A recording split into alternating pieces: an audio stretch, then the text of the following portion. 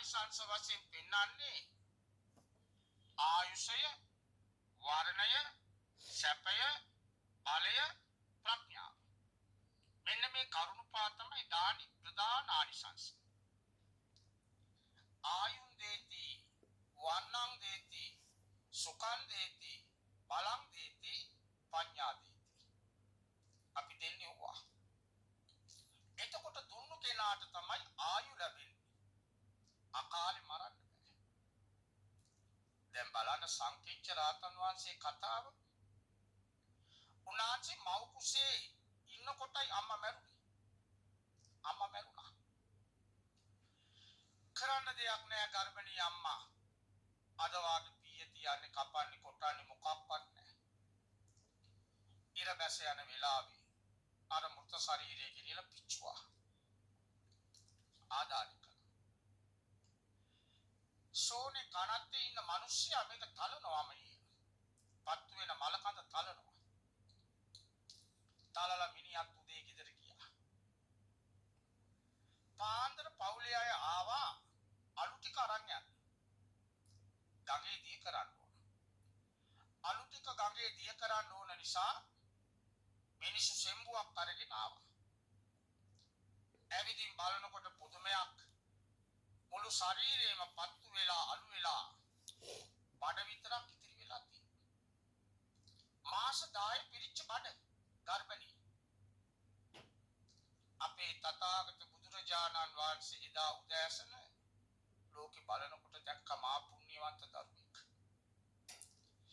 ඉන්නේ කොයිද පත්තු වෙච්ච අලු වෙච්ච මල කඳක් ඇතුලේ.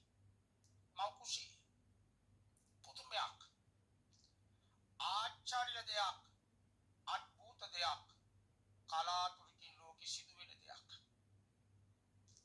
මේවා තමයි ආචාර්ය අద్భుත ධම්ම කියලා කියන්නේ. නිතර වෙන්නේ නැහැ. කලාතුරකින් මේම සිදුවීම් ලෝකෙ සිදු වෙනවා. මේ බඳු සිදුවීම් සිදු වෙන්නේ පිනේ විපාකෙට. ලෝකෙට පිනෑටි කියලා දෙන්න.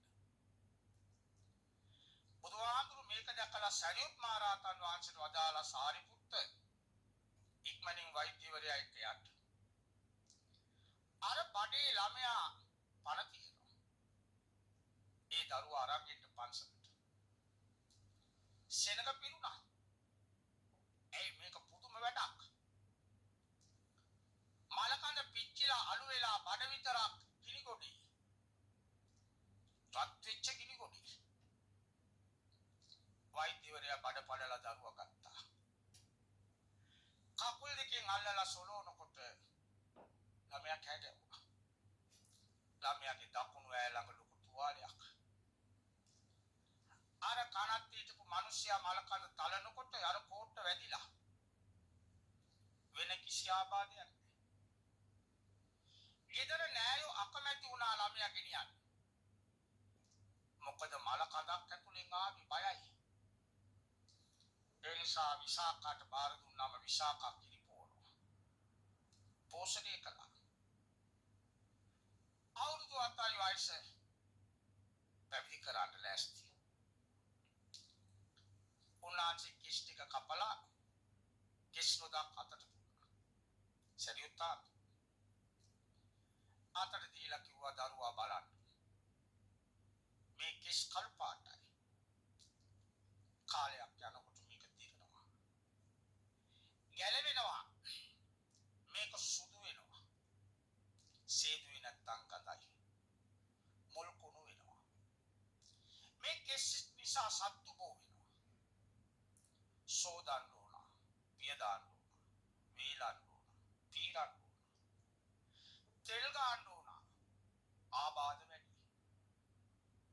ආදීනවයි.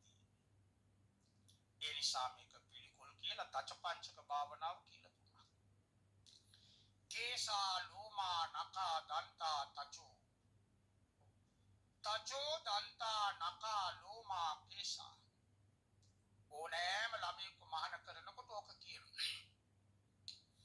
ඕනම කෙනෙක් පැවිදි කරනකොට ඔය භාවනාව තමයි මුලින් කියලා දෙන්නේ. අත්තිමස්මින් කායේ මේ ශරීරයේ තියෙන්නේ මොකද්ද? කෙස්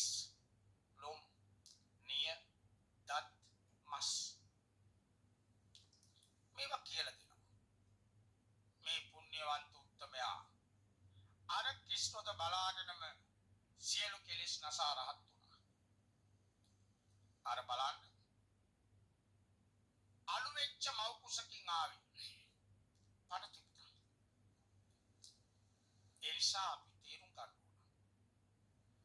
දාන දුන්නු කෙනෙකුට දීලා තියෙන කෙනෙකුව මරන්න බෑ. ඒක මා පුදුම අනිසංසයක්. එළවගේ මෙලවාවක් කියන සමාව. මතක ඇති පෞගේ දාක කලවර වැටිගෙන එනකොට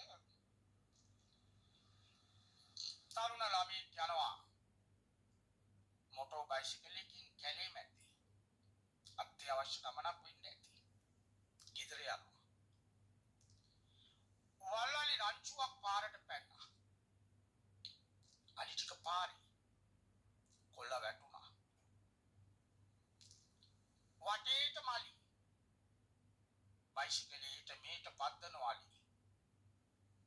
කොල්ල මැද්දේ දන ගාගෙන අනේ වැඳගෙන හිටියා. එළවගේ මෙලවාවක නෝකට දැන් නම් ඉවරයි. අලි ටික කැරකි ඉඳලා යන්න ගියා.